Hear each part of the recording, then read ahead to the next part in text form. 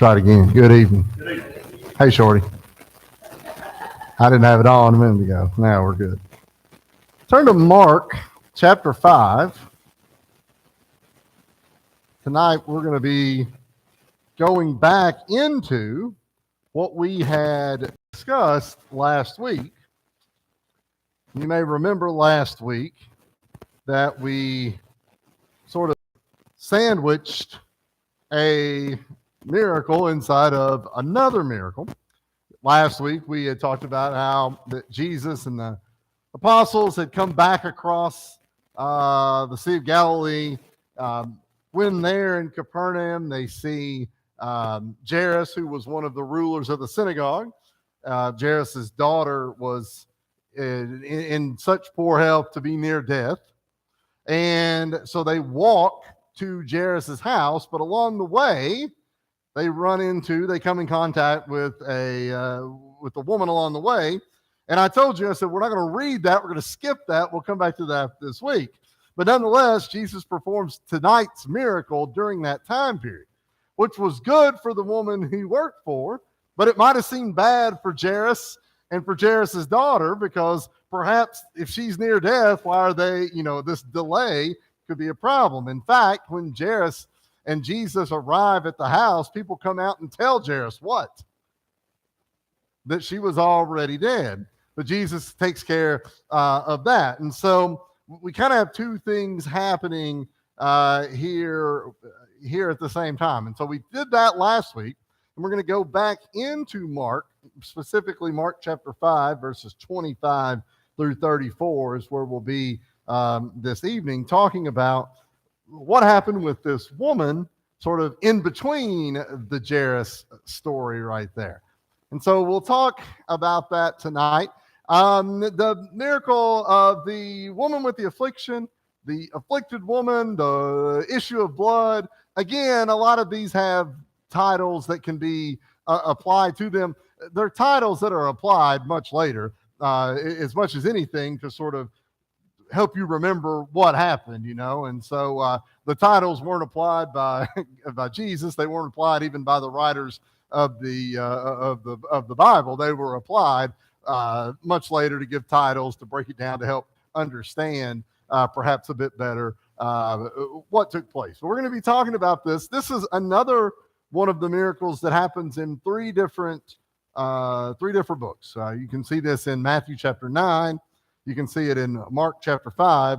You can see it in Luke chapter 8. Nothing in John for this one as well. But we're going to talk a little bit about this woman, talk a bit about the situation. We are going to go back into the Old Testament tonight. We don't hardly ever do that on Wednesday night, but we are going to do that a little bit here this evening. So if you've got Mark chapter 5 marked, no pun intended, that's kind of where we'll work from to start with. But let's talk first about this taking place. And this miracle takes place. Jesus was, as we said, in a crowd on his way to the home of Jairus. This was not an uncommon scene. We've talked a lot about Jesus, and as he had done more miracles, by now we're on number 16. We're almost halfway through the miracles that we're studying that are recorded. But by this time, pretty much anywhere Jesus goes, the odds are there's going to be a crowd. And we had seen them sort of go to the opposite side of the sea in part to avoid the crowd. But you can't stay there forever. You got to come back. And when they come back, they get into that crowd as well. So a woman who had suffered for 12 years from an issue of blood comes into the crowd behind Jesus, touched his garment, and is instantly cured. Now, we're going to talk a little bit more about that in a second. But I want you to think about a time when you have been in a large crowd of people, okay? It might have been at a ball game, but typically at a ball game, you probably have an assigned seat, and you're in your seat, and there may be 20,000 people at Rupp Arena, but they're all sort of positioned where they are. Will and I, a couple of weeks ago, were at Wrigley Field in Chicago, and we had an assigned seat, section 300, whatever. The crowd was when we went to the subway afterwards, and there were 40,000 people trying to get on that subway, and that was what the crowd was. And I told Will, I said, we knew where we're going, and we knew how, and we was getting up there at the top. And I said, if we were to get a space or two between us. We'll just stop right there at the top. But how many of you have ever been in a crowd like that, and you've been with somebody that you knew, and you kind of grabbed a hold of their shirt, maybe kind of, or something like that, or maybe their pocket or their elbow or something like that? Why do we do that? To keep up with them, right? Because if I don't get a hold of this, they might be gone through no fault of anybody's. But if you're the person who's walking in front and the person grabs you from behind the elbow or the shirt, you notice that too. You're walking along and all of a sudden what is that, right?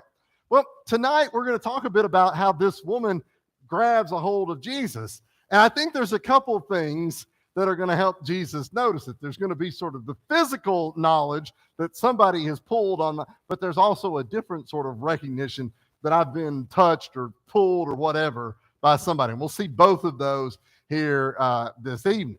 Jesus asks, we'll see that here in a second, who had touched him. The woman then has to reveal herself. And there's a story within that here as well. I want to go back, though, to Leviticus chapter 15. Like I said, we don't spend much time at all on Wednesday nights with miracles because it's Jesus' life. We don't spend a lot of time in the Old Testament. But I do want to look at Leviticus chapter 15, in particular these verses. And Boo, I'm going to have you read these here in just a second, but hold on for just a moment, because Leviticus, what word do you see at the front of Leviticus? The word Leviticus. Levi, okay? Levi was one of the 12 tribes of Israel, but the tribe of Levi had a specific task. Do we know what that was? They carried the Ark of the Covenant. They were the priests. Okay? They were sort of the people that were, in a sense, maybe the rulers, I guess you would say, the religious leaders. And so the book of Leviticus is full of rules when it comes to the old law. Ben has talked about this before, but he said, I may misspeak a little bit here, but he said something to the effect of, we think about like the 10 commandments, but there was far more laws than that. And if you want to read about them, open up Leviticus tonight. It's not always the most exciting reading you'll ever see if you go through Leviticus, but it'll break down laws for pretty much everything, okay? Pretty much everything. And what we're going to look at here to start with is an example of a law that's sort of covered something else. Leviticus 15, Boo, 25 through 27.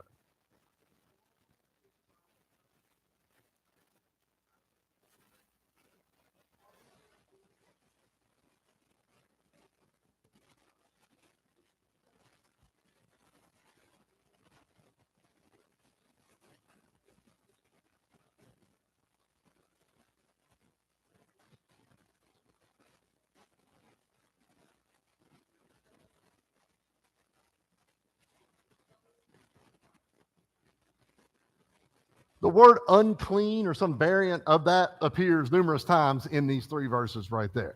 You'll see that word a lot if you read the book of Leviticus, because there was these strict rules about cleanliness, about safety. There was things about food and what you could eat and what you couldn't eat, how you prepared things. But cleanliness was a major focus. And so in this rule, if there was this issue of blood in this situation, that anything that this woman would sit on or lay on, would touch, would be unclean. But we see there, it's only for a few days. But what we're going to see here is a woman who has suffered for a long time. Now, I've looked at this and I kind of studied on this to see what it was. And it's debated as to what the issue of blood would be. I don't want to get too deep into the weeds on all of this, but there's several things that were disputed or debated as to what it would be.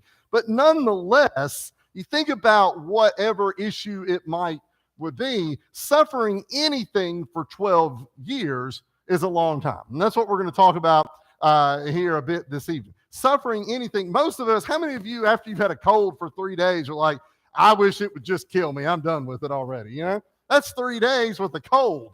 Well, imagine suffering something for 12 years, right? Well, that would be almost impossible for us. And so think about, and we do this quite a bit. I ask you to think about the person that's suffering. I want you to put yourself into the place of this woman here this evening that's been dealing with this, but not only dealing with this, it's been 12 years, sort of the social ramifications of dealing with this as well. We'll think about that tonight as we go forward. Some rules on this. I don't know if you can see this. I didn't make it big enough, and that's my fault. But she will come to Jesus trembling, for according to the law, she was considered unclean. Now, as someone who was considered unclean, you weren't allowed to be around people who were clean. Now, think about in our sort of Bible study history, what's one group of people in particular that were often viewed as unclean? They had to announce themselves as unclean. Lepers. We all remember that. We've covered that a little bit. But if you were a leper, you had to be over here, right? You had to be out of the way because you were unclean. Well, it wasn't just lepers. There was any number of things. We kind of do the same thing today. If you've been sick with the flu and you walk up to me and just start coughing on me, what am I going to do? I don't really want to be right there, right? We sort of self-segregating ability even today. But back then, this woman should not have been, especially in this big crowd that Jesus was in. Now, it was unlawful for her to mingle with the crowd, and anyone that she touched would be considered unclean also. Now, I want you to go back to my example of Will and I getting on the way, or you whenever you were crowded. How many people have you bumped into in your life? Think you could count that number? How many people you bumped into? Not as many. Maria probably is in the lead on that. Anybody who spent all that time in New York, that's probably true. But if you think about all the people that you've bumped into, I'm sorry, excuse me, my bad, excuse me, that kind of thing. But all of those people in that situation that would have come into contact with her would have been considered unclean as well. That sort of tentacles out pretty quickly. So in order to be regarded as clean, the flow of blood would need to stop for at least 7 days. It's not happening. For 12 years, she suffers with this. And because of this, she was in what we would say a perpetual state of being viewed as unclean. That would have isolated her, like we said, socially, because you couldn't, if you can't hang out with anybody, if you can't be around anybody, it would isolate you religiously because in part you're violating the religious law, even though it's not your fault, but you're not even allowed to associate with those people in the religious group. Think about the synagogue from last week. You can't go there while other people would be there. It would have perhaps prevented her from marrying, or it actually could even be used as a grounds for divorce had she already been married. So put all of this together, and I want you to think about being her in this situation. Sure, that's a good word, a pariah right there. Yeah. Yeah. Right. I think you would probably be right. So I want you to consider that. I wanted to hit the rules real quick, just to know that this is not just somebody who's, been down and out for a little while. That she realistically, legally couldn't even do the kind of things that she would have that she would have wanted to do. Now, I want to talk about one other thing before we get into our reading. And this is Jesus's clothing. You ever thought about what Jesus would have worn? You ever thought about that? How many of you are thinking about that for the first time right now? All right. Well, nobody's raised their hand, so I don't know. Maybe who knows? Think about what it is. Well, I want us to think about your clothing for a minute. Why are you wearing what you are wearing right now? Your wife bought it for you. All right. Why else? It was in the front of the closet. Yeah. You feel comfortable in it. All right. I want you to think back to the pictures of you from 25 years ago. Why were you wearing that? All right. What'd you say? It was a style of time. I didn't hear what you said. Yeah. Now, what about 50 years ago? If you go back and look at those pictures. Yeah, Michaela, we can't relate. Yeah, that's. Huh? Exactly. Me either. I was a little kid then. But anyway, if you think about that stuff sort of changes over time. And there are things that we look at old pictures and we say, that's why I should have never worn that. But Jesus's clothing would have followed along with a tradition. That's what I want us to look at right now. The outer garment that Jesus wore, this is what Ben read just a moment ago, would have had tassels or fringes on the corners as commanded by the law. I probably should have got a better picture, But I tried to get one with the woman here as well. But you can see this right here. And you can see that right there, these little fringes, these tassels, these little things that sort of dangled off the edge. Maria, I see you shaking your head. You've probably seen Jewish people in New York that would still wear that, and some of us might as well. Ben, you read a book that I gave you a while back, the guy who tried to live a full year of following the entire law and how difficult it was, but that was one of his main things. They had to change his wardrobe right there off the bat. All devout Jews in the New Testament, of course, in the Old Testament as well, but they had these tassels with a blue cord on the border to remind them of their duties to God. How many of you have ever heard somebody say to tie a string around your finger to help you remember something? What's magic about the string? But every time you look at your hand, what do you see? Got to stop and get milk, right? Well, that doesn't make sense. That string means nothing with that, but it's some kind of reminder for you. That's what we see right here. But each time a Jewish person dressed or undressed, they would remember that they were God's chosen people. So when you take that off, you see those little strings like, what are that? Oh, I remember. I'm one of God's chosen. Tomorrow morning when I put it on, like, oh, that string runs through my face. Oh, yep, one of God's chosen. So those were memory tools, as it were, just a reminder to them. So this would have been something that Jesus would have had on as well. And it was this tassel upon Jesus's garment that the woman would have touched. Okay, so I want you to think about that here as we go forward. Question about the clothing right here. How many of you are seeing this for the first time? You did not know this. Yeah, and if you and again, if you're in especially in a larger city, you'll see Jewish people that will have these kinds of things even to this very day. But this is what we'll think about as we go forward. Questions before we go into our study. Mark chapter 5, I think. Oh wait, no, picture. This is old, from the 4th century in a catacomb in Rome. Is that Marcellinus? I was thinking Marcellinus, but I didn't know if that was right. I like the second name's easier to pronounce, Peter. So, but this is an example of that as well. So let's look at Mark. Again, we're not going to read the whole story all at once. We'll read it and then sort of break it down here as we go. But this is Mark chapter 5, verses 25 through 28. Tom, do you care to read to start for us here, sir?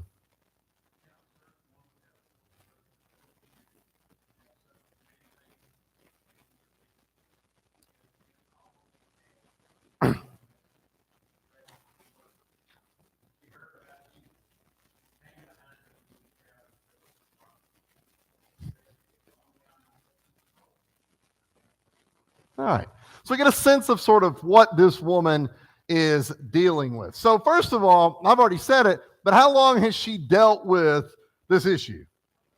12 years. Okay, her clothes have went out of style if we go back to what we were talking about a minute ago, right? It's a long time. But 12 years is a long time to have to deal with anything. Now, this was not just, well, boy, woe is me, woe is me. We read in verse 26, had she made an effort to be cured? Absolutely. And it says, what did it say in verse 26 that she had done? She'd spent all that she had at verse in 26. She'd suffered many things from many physicians. She'd spent all that she had. So I read that and I think, I've been to every doctor in the world. I've given all the money that I have. But the second part of the question, what were the results? No worse, no better. Yeah.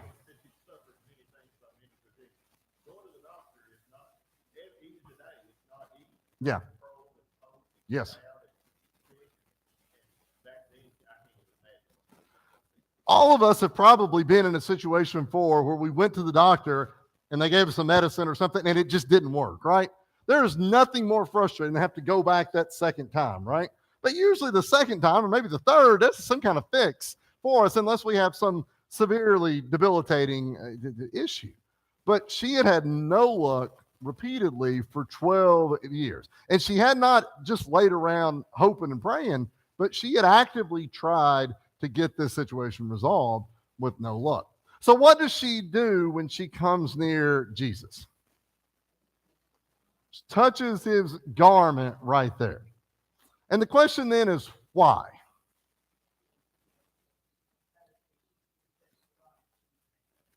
So she wanted to be made well. She has faith.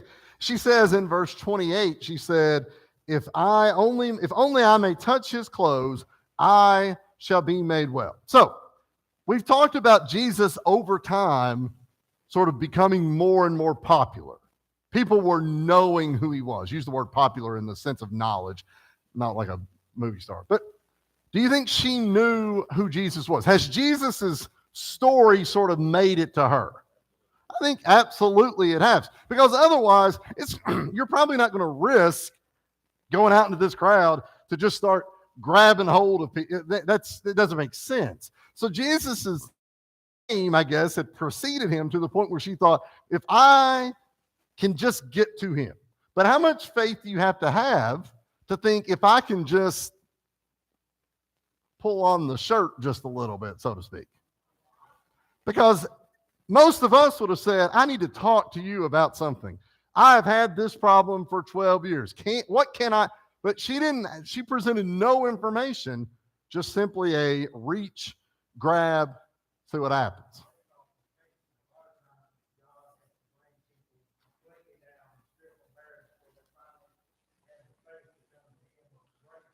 Right.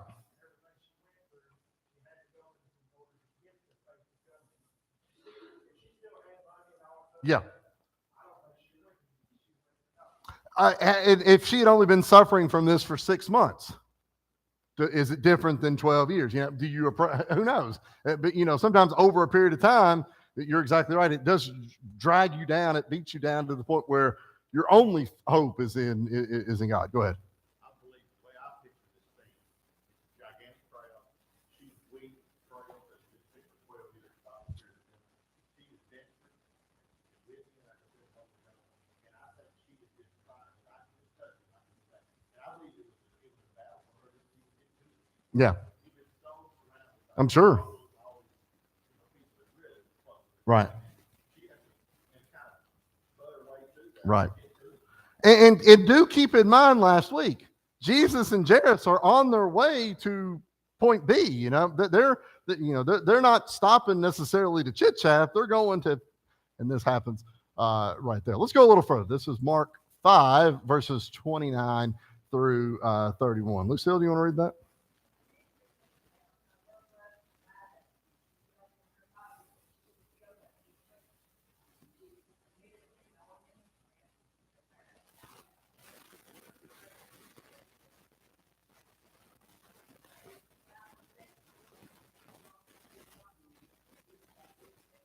All right. Now, we're going to talk a little bit about this here in just a moment. So first of all, though, back to verse 29. What occurs when she touches Jesus' clothes? She was healed. The word instantly is used there, right? In verse 29. So she's healed in this situation. So immediately that fixes her problem, which is good, right? At least it fixes the health problem for her right there. So we've imagined being her. I want you to think about being Jesus for just a second. Okay? Knowing that Jesus has this power and ability to heal people. He has drove demons out of people. He has made people walk. He's raised people from the dead. He's sort of hit all of these different points along the way, and he's done it in a lot of different ways. So how is Jesus in this situation aware that someone had touched his clothes for the purpose of being healed? So in verse 30, say that again, Lucille. Well, I think that's what we read there in verse 30, right? What does it say there at the start of verse 30? And Jesus, immediately knowing in himself that the power had gone out of him, right? So he clearly felt something had happened. Something had happened that had sort of took this away from him. Now, I don't know how to relate to this, but we can see that Jesus clearly felt something had happened. Jesus, yeah. I think makes a whole lot of sense right there. So Jesus says, what at the end of verse 30? He says, who touched my clothes in the New King James. Well, I want you to go back to that crowded spot in that city that you were in. And you look to your wife, husband, and you say, who touched my clothes? And there's 10,000 people waiting to get on the subway. The answer to that is probably what? Who knows? I could never tell. But maybe even beyond that, verse 31, how did the disciples respond when Jesus asked this question? In a sense, it's like there are all these people around you, and you asked, who touched who touched your clothes? You said, who touched me? Well, the disciples are thinking like, there's no way of knowing this answer. Now, I kind of get this because what happened to Jesus didn't happen to the disciples. There had been no virtue flow out of the disciples right there. They had been touched and hit and banged and knocked into. I'd say other people had grabbed their clothes as well.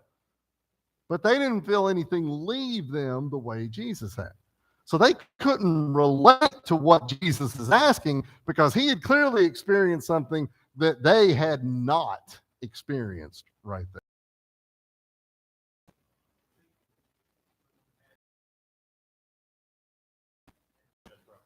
I can't figure out how Jesus would have thought about these things. But I do think it's interesting to sort of reflect back. Wonder how Jesus felt after the previous 15 miracles that we've talked about. How do you think Jesus felt sort of emotionally after those miracles had been done?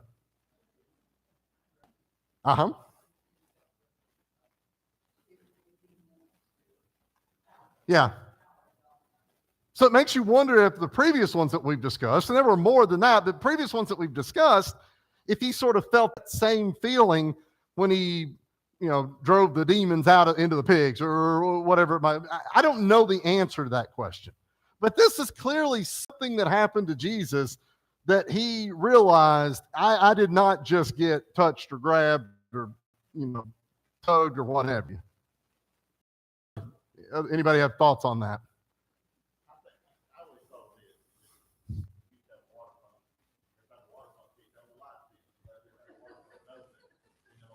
Yeah.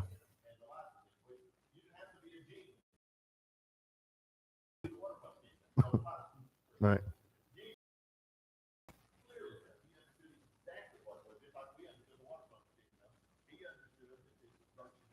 Right.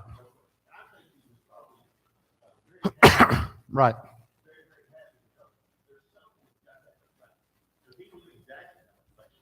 So we'll take what you just said right there, and let's look at Mark 5:32 through 34 right here, because I think that builds on what you were saying there just a minute ago. Melvini, do you care to read those three?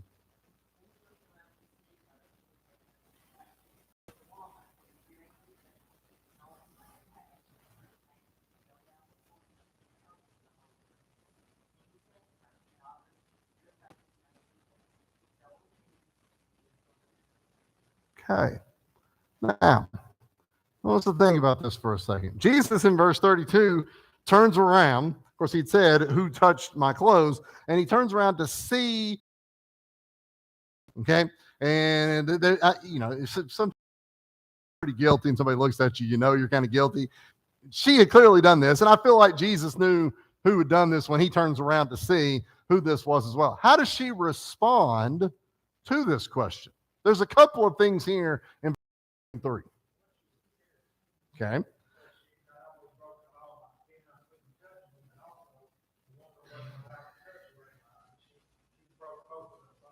So let's take the first part there. It said that she was fearing and trembling. Ben said, first of all, she's kind of out in the crowd and she wasn't supposed to be. And so this could get her in trouble because, and again, this is somebody who's suffered from this for 12 years. She's probably fairly well known as the person dealing with whatever this issue would be. So that's the first problem. She's breaking the law, the Levitical law here, the old law. But then she's also sort of grabbed at this priest, this rabbi right here as well. Is this something, that you should be doing? And maybe not that as well. So her response then is to do what? Yeah. She fell down before him and told him, it says, New King James says, told him the whole truth right there. She falls down and she tells him the whole truth. I kind of already asked that question right there. But she falls down and she says she tells him everything. So why do that?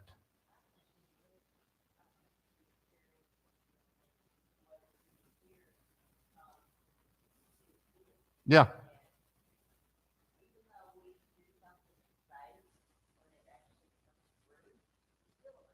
Right.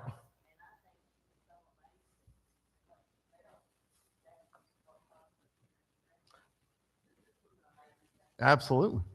And it's entirely possible that your Melvina's first part's right, and then it was like, I am healed. Oh no, I might get in trouble. Now they're gonna fight. That there could just a lot. There's a lot going on right here. So it's just she kneels down and she tells the whole truth. She tells everything. Why do that?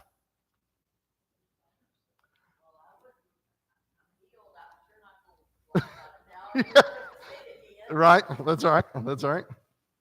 Why else might you, as it says there, tell the whole truth? Yep. The sheer joy of it. This is what I have been through. And she's probably thinking, I went to that doctor and that doctor and that doctor and then finally and in a sense, it's like a testimony of hers about who she had faith in for the people that were around Jesus. And those people were following Jesus for a reason anyway, but it probably made them sort of realize even more, maybe elevate Jesus perhaps even more. Yeah. Right.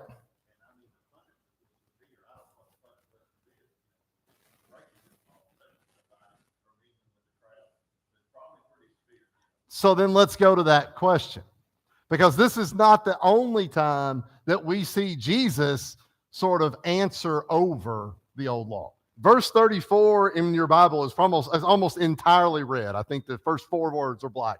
But what does Jesus say to this woman in verse 34? Daughter, your faith has made you well. Go in peace. Be healed of your affliction. At no point in the red writing right there does Jesus mention the law. At no point does he mention that she was unclean, other than just saying you're healed, but he doesn't use the word unclean. And at no point does he seem to say, you probably should have done this the law way, right? But we see this several times throughout the Bible. Why is Jesus sort of able to overstep the law? Why is it that, yes, she violated the law, but Jesus is forgiving her, Jesus is healing her, Jesus is telling her to go on your way and be healed? Why is that? How is that possible? Say it again. He wrote the law. Faith was more important than the law, absolutely was. And this woman's faith was what was going to, and we see this numerous times throughout the scriptures there as well. Jesus sends her on her way, telling her that she was healed, that she was better. Go in peace and be healed. Yes. Yes. Absolutely.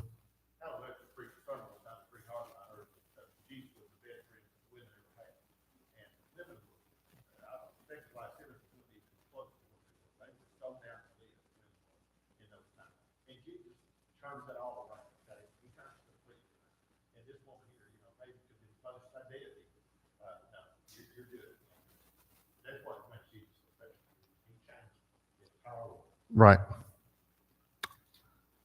I don't think I recorded this. Must have hit a button here that didn't. It is a good thing you there.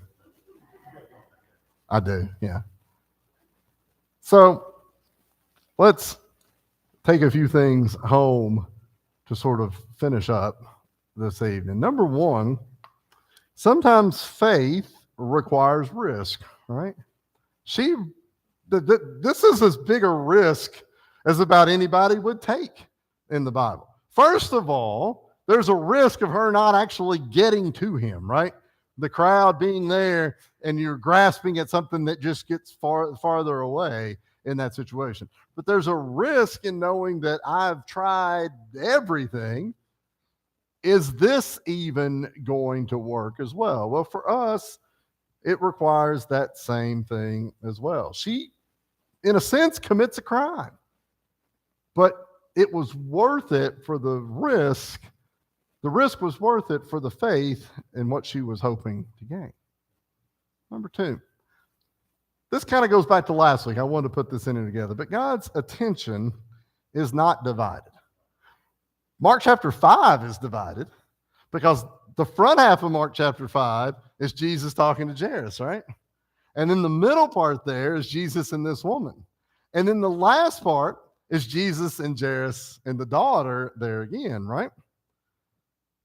But every single part that we've read from last week and this week, Jesus' attention was solely focused on what? The situation at hand. When Jairus came and talked to him and said, my daughter is ill, she is near death, he says, let's go. But on the way to go, he comes in contact with this woman who bumps into him or pulls on, however you want to describe that, almost a non-factor of things happening, but it said that he felt virtue or goodness, whatever, leave, and Jesus stops and does what? Talks to the woman. Now, we said last week, Jairus is probably sitting there thinking, we got to go here as well. I can understand if that's the case. But then last week when Jairus and Jesus goes to Jairus' house, then what was Jesus' focus on? Healing the daughter. Even though people said, no, she's already dead. And he said, now get out of here. I'll take care of this. That focus was solely on that. That attention is not divided. How many of us have divided attention? At literally all times, right? At literally all times. We're thinking about this and that. We might have some of us probably has a hard time going to sleep at night because we're running through multiple things in our head right there. Isn't it nice to know that God's attention isn't divided? Because who is God looking out for? Well, if he's looking out for you, Lucille, then that means he can't be looking out for me, right? That's the way it is with us, right? When we're divided, I just didn't get to that today. Well, that's not the way it works with God. And that's comforting for us to know. Number 3, when Jesus heals, it is complete. We're going to sing as an invitation song, the song, The Great Physician. I told Dad I want to sing that tonight just because I thought it met or fit well with what we're talking about right there. When Jesus was on the earth, how were sins fixed? That's not the right word. They were rolled forward, right? And then the next year, you had to do it again, right? It never really ever got resolved. It just kind of gets pushed forward today. Well, I don't know what ailments we face health-wise, but everybody is sin sick, right? But how is that healed? Through the blood of Jesus.